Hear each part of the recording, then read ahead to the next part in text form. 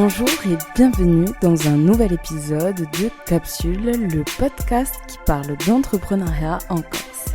Je suis Audrey Royer et aujourd'hui j'ai rencontré Benjamin Pérennet, fondateur du centre de formation Aflocat. Comment lance-t-on un organisme de formation avant 25 ans ? Comment gère-t-on un fort développement ? Comment la recherche et développement peut être au service de la Corse ? Nous verrons tout ça dans cet épisode. Bonne écoute. Peux-tu te présenter s'il te plaît ? Je m'appelle Benjamin Pérennet, j'ai 37 ans et je suis le dirigeant d'Aflocat. Alors moi j'ai été lycéen, donc d'abord à Sartène, puis j'ai suivi des études de mathématiques à l'Université de Corse, puis j'ai fait une licence d'informatique et un master d'intégration des systèmes d'information, donc toujours dans l'informatique. J'ai ensuite travaillé dans une société qui s'appelait Duo Apps, qui avait été fondée par un de mes amis qui s'appelle Doumé Siachi et qui est devenu par la suite Good Barber. Alors j'y ai appris beaucoup de choses à ce moment-là, deux choses principalement. La première, c'est que j'avais pas du tout envie de passer ma vie derrière un écran à taper des lignes de code, et la deuxième, j'ai eu la chance de vivre dans un écosystème qui s'appelle Campusplex et qui était une fourmilière à idées où j'allais dire la fibre entrepreneuriale vraiment transpirée par tous les pores. Tous les acteurs étaient des entrepreneurs nés, et du coup ça m'a donné envie de créer une entreprise à mon tour. Et c'est comme ça que, chemin faisant, l'idée de créer Aflocat m'est venue. Tu n'as pas toujours voulu entreprendre ? Non, moi je fais partie de ces gens qui ne savaient pas ce qu'ils feraient quand ils seraient grands et qui... je dis souvent en rigolant que mon parcours professionnel est une suite d'erreurs d'orientation, ce qui est plus ou moins la preuve que l'orientation c'est important, mais ça ne définit pas non plus une carrière. Moi j'ai fait de l'informatique un peu par défaut. Alors ça m'a plu, hein. Je ne renie pas ça, c'est quelque chose qui m'a vraiment plu. Néanmoins, je savais pas du tout que j'allais créer une entreprise et je savais pas non plus que je ferais de l'informatique. Et pour autant, si je n'avais pas fait d'informatique, on n'aurait jamais créé l'école d'informatique, et cette école d'informatique nous aurait jamais permis de créer l'école d'ingénieur derrière. Donc même si c'est une erreur d'orientation, ça donne quand même un sens au parcours, et ça nous a permis d'explorer des chemins qu'on n'aurait jamais explorés sans ça. L'idée de l'organisme de formation, il était beaucoup plus égoïste à la base, puisque comme toute démarche, j'avais envie de faire quelque chose qui me plaisait, et le fait de transmettre, c'est quelque chose qui me plaisait, et pourtant, j'avais pas envie d'entrer dans l'éducation nationale. Ma mère est enseignante, mon père était formateur professionnel, et c'est sans doute lui qui m'a beaucoup inspiré dans l'idée de la création d'Aflocat. Non, l'idée c'était de dire, il n'y avait pas d'organisme de formation privé qui faisait de la formation continue en Corse.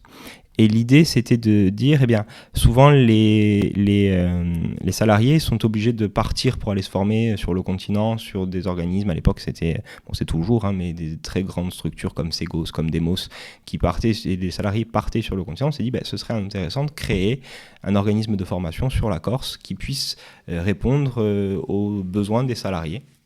C'était le concept de départ, avec comme idée de dire, puisque les salariés sont obligés de partir, du coup ça augmente les frais de déplacement, ça augmente les frais, et donc du coup les salariés corses font moins de formation.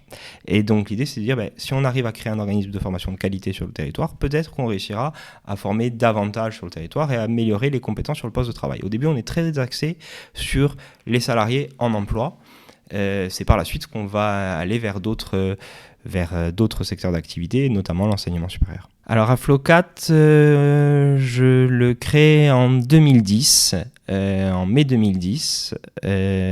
Ensuite, à partir de 2013, on a une opportunité encore liée au hasard, puisqu'on reçoit du courrier chez un de nos concurrents qui nous appelle et qui nous dit si ça vous intéresse, j'ai reçu votre courrier, est-ce que ça vous dirait qu'on échange, qu'on se rencontre ? Du coup, assez naturellement, j'y suis allé. La personne, c'était la directrice de l'organisme Academia à l'époque, qui faisait de la formation continue, principalement sur les langues, et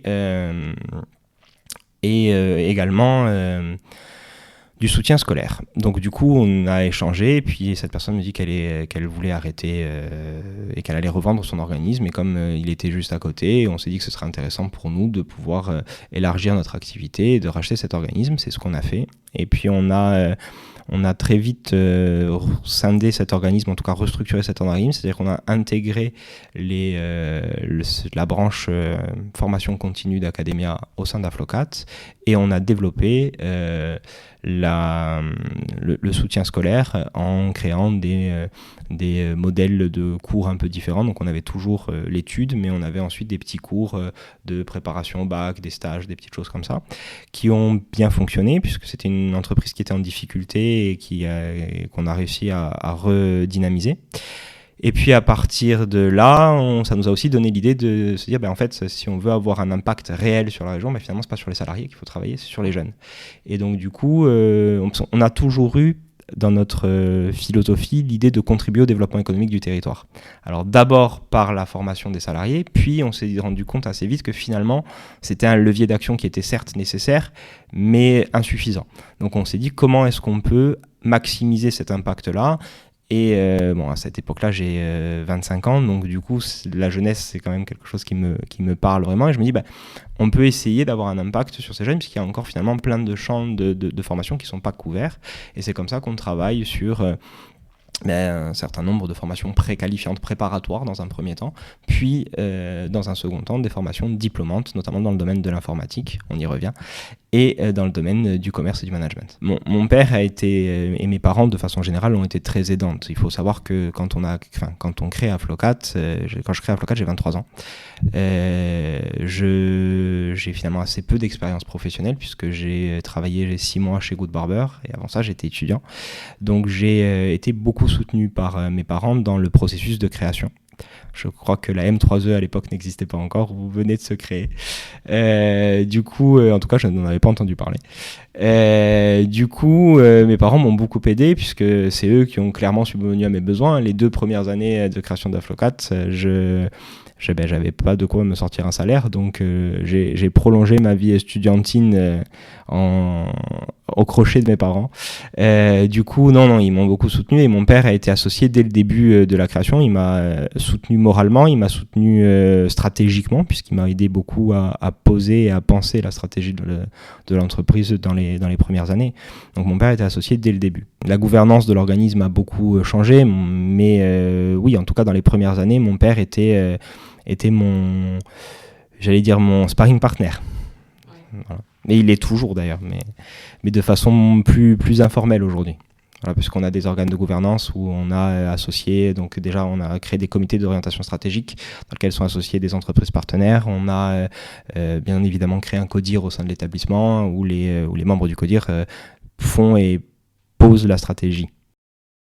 Comment s'est passé le pivot et la phase de croissance ? Alors, en 2013, on ne pivote pas exactement. C'est-à-dire qu'en fait, on élargit le panel.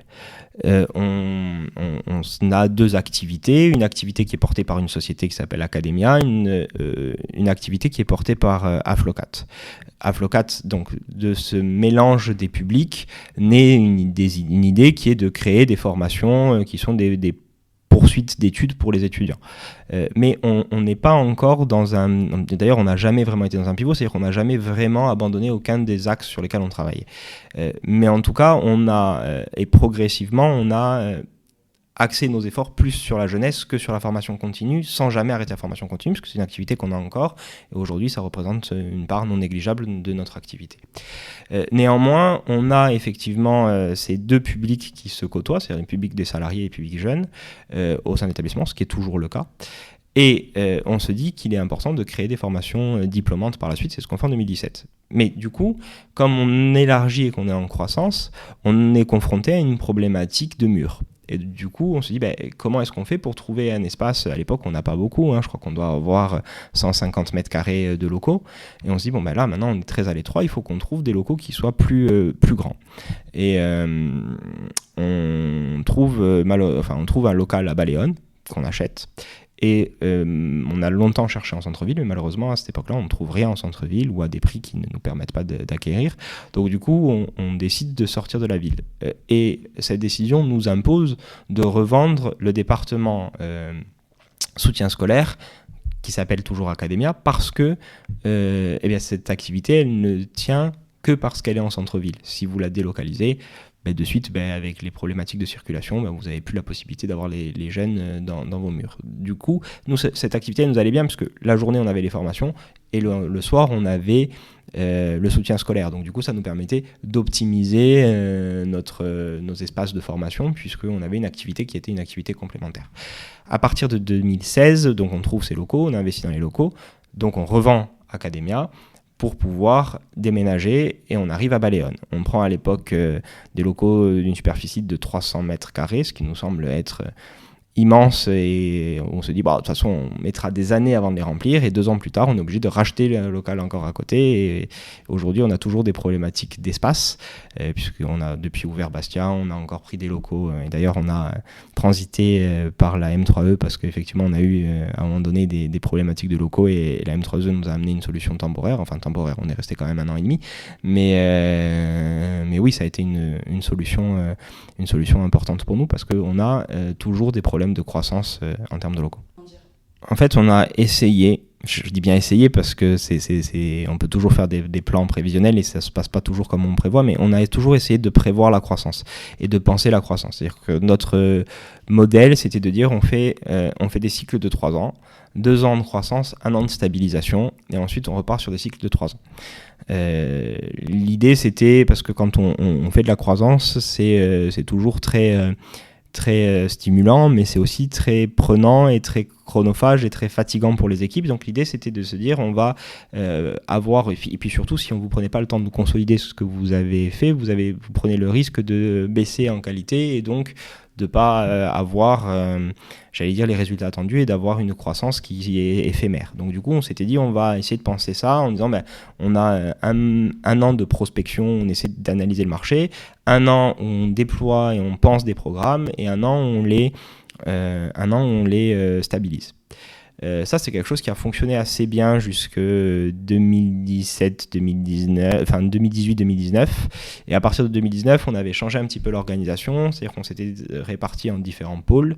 Et du coup, on faisait donc les pôles qui sont des écoles, en fait, puisqu'en fait, on avait des thématiques de formation, l'informatique, le commerce, le management, le médico-social et la langue corse, parce que depuis 2012, on fait des formations en langue corse, et on a toujours été très investi dans ce secteur-là.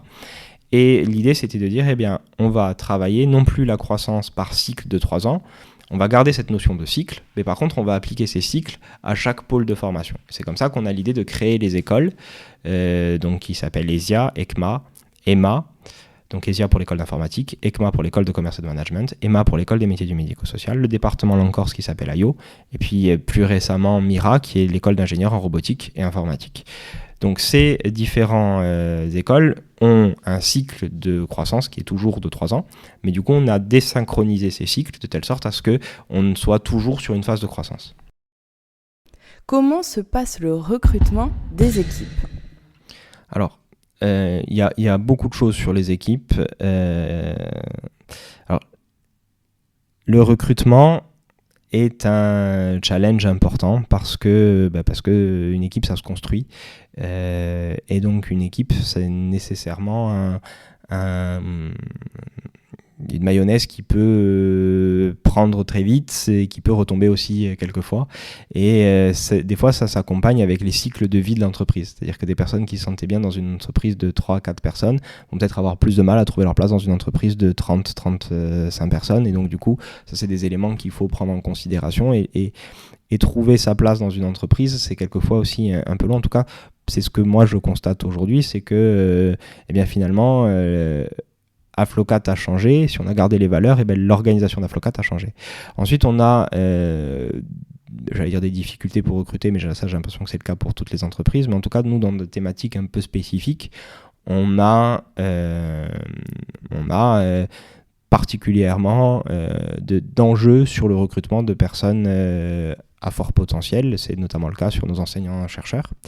Et c'est pour ça qu'on essaye de mettre en place, une politique de formation interne, c'est-à-dire en gros, on va mettre en place des thèses de doctorat pour pouvoir permettre à des étudiants brillants de poursuivre sur un doctorat et ensuite de pouvoir les intégrer dans nos équipes enseignantes, puisque en Corse, notamment dans le domaine de la robotique, on a très très peu, en tout cas on n'en a pas trouvé de personnes enseignants-chercheurs en robotique. Donc du coup, notre idée c'est de réussir à les former. Alors bien sûr on a aussi du recrutement exogène, mais en tout cas on va essayer de créer un mini-centre de formation pour nos enseignants-chercheurs. Alors nous, on a une volonté forte de développer la recherche et le développement. De façon générale, aujourd'hui, on a 5 enseignants-chercheurs, un doctorant et un post-doctorant qui font partie de nos équipes permanentes. On veut développer la R&D aussi parce que, en Corse très spécifiquement, la R&D, le pourcentage de R&D, le pourcentage du PIB alloué à la R&D est 3 fois moins important que le pourcentage du PIB au niveau national. Et en plus, en Corse, on a les 2/3 de la R&D qui est portée par le public et 1/3 par le privé, alors qu'au niveau national, c'est l'inverse. Donc on pense qu'il y a effectivement un accent à mettre sur le développement de la R&D, du transfert technologique sur le territoire, parce que c'est le même levier que l'enseignement. C'est-à-dire que si vous n'avez pas de recherche et de développement, c'est difficile d'être compétitif, et si vous n'êtes pas compétitif, c'est difficile d'avoir un développement économique. Est-ce que le développement avait pour vocation d'aider au développement de la Corse ? Nous, on est très clairement ancré sur le territoire, c'est-à-dire qu'on est une entreprise corse, on a été créé en Corse. Notre objectif, notre leitmotiv, c'est le développement économique du territoire par le développement des compétences et la fixation de ces compétences sur le territoire. Ça veut dire quoi ? Ça veut dire que nous, on pense que la Corse ne pourra s'émanciper que si elle est une puissance économique. C'est le poids de la Catalogne en Espagne, c'est le poids du Pays Basque en Espagne. C'est-à-dire qu'à un moment donné, si vous voulez revendiquer une identité, il faut que vous ayez les moyens de la revendiquer. Et pour avoir les moyens de revendiquer cette identité, il faut que vous ayez une puissance économique. Donc nous, notre idée, c'est celle-ci, c'est de dire, si on veut que la Corse puisse revendiquer son identité, l'affirmer et se suffire à elle-même dans cette identité, pas se suffire à elle-même, en tout cas être suffisamment forte pour ne pas avoir peur de son identité, il faut qu'elle ait un pouvoir économique à côté. Donc c'est pour ça qu'on s'est dit, travaillons au développement des compétences pour pouvoir développer l'économie du territoire. Ça ne veut pas dire oublier ses valeurs culturelles, bien au contraire, c'est pour ça qu'on est très investi dans la langue corse, c'est pour ça qu'on forme, je crois, quelque chose comme 250 ou 300 personnes par an sur la langue corse. Mais du coup, l'idée, c'est de dire comment est-ce qu'on arrive à développer à contribuer au développement de l'économie corse. Et pour nous, ça passe nécessairement par la formation des jeunes sur le territoire. Alors je vais vous donner 2-3 chiffres et puis après j'arrête avec les chiffres, mais la Corse a 35% de ses bacheliers qui quittent le territoire. Ça peut sembler énorme, c'est vrai, c'est beaucoup, c'est un des chiffres les plus importants, mais c'est pas beaucoup plus. C'est plus, mais c'est pas beaucoup plus que les autres régions françaises. C'est-à-dire les autres régions de France continentale, ça oscille entre 20 et 30%. Donc on a plus, alors hors Île-de-France, qui pour le coup, elle a un taux de rétention très important. Néanmoins, ce qui est frappant, c'est qu'on a 50,5% des bacheliers ayant une mention très bien qui, eux, quittent la Corse. Et là, par contre, c'est beaucoup plus important que la moyenne nationale. Donc ça veut dire qu'en fait, ceux qui partent, c'est les très bons éléments. Et ceux qui souvent ne reviennent pas. Donc ça veut dire qu'on a une fuite des cerveaux, entre guillemets, alors l'expression est galvaudée, mais on a une fuite des cerveaux qui est assez importante. Il y a quelque chose qui est, pour moi, au moins aussi grave, c'est que par contre, on a un taux d'entrée sur le territoire post-bac qui est de 2%. C'est-à-dire qu'on a 35% qui partent, mais on n'en a que 2% qui viennent. Ce qui crée un déficit au niveau de la jeunesse qui est importante. Et la Corse a une croissance démographique qui est importante, qui est une croissance démographique qui n'est pas liée à son seuil de natalité, puisqu'on a une croissance démographique qui est liée à un flux migratoire. Sauf que dans le même temps, on a le taux de vieillissement de la population qui est le plus important de France, et pas de France métropolitaine, mais de France, y compris les DOM et les TOM, puisqu'on a un taux de vieillissement qui est de 114, un indice de vieillissement qui est de 114. Ça veut dire que pour 100 jeunes de moins de 25 ans, on en a 114 qui ont plus de 65 ans. On a 114 personnes qui ont plus de 65 ans. Donc ça veut dire que la Corse est la région la plus vieillissante. Donc notre point de vue à nous, c'est de dire, il faut essayer de retenir les talents, en tout cas, il faut essayer de faire en sorte qu'ils trouvent une formation sur le territoire qui leur correspond. Il faut savoir que sur les 35% qui partaient, il y en a plus de 60% qui partent parce qu'ils ne trouvent pas la formation de leur choix sur le territoire. Donc du coup, l'idée c'est de dire, élargissons l'offre d'enseignement supérieur pour pouvoir garder nos étudiants sur le territoire et essayons d'avoir une offre d'enseignement de qualité pour qu'elle puisse être attractive et pour qu'on puisse,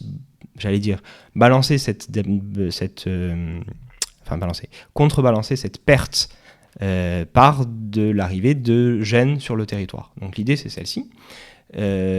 Parce qu'on sait aussi que des jeunes qui se forment quelque part ont tendance à trouver un emploi à proximité de l'endroit où ils se sont formés. Donc du coup, on sait aussi que la création... En fait, c'est toujours la question de l'œuf et de la poule. C'est-à-dire, est-ce qu'on doit attendre d'avoir un développement économique pour mettre en place des formations, ou est-ce qu'on doit mettre en place des formations qui vont amener un développement économique ?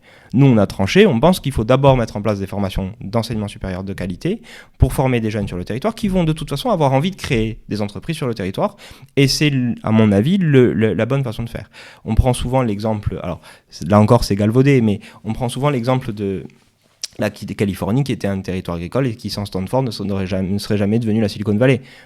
Globalement, l'idée, c'est un peu ça. Je ne dis pas qu'il faut que la Corse devienne la Silicon Valley. Mais néanmoins, l'idée, c'est de dire, si on n'a pas un appareil d'enseignement de qualité, eh bien, à ce moment-là, il n'y aura pas de développement économique. Et j'en veux pour preuve, je vais prendre l'exemple de mon master. Dans mon master, on était 7. Sur les 7, on est 4 à avoir créé une entreprise.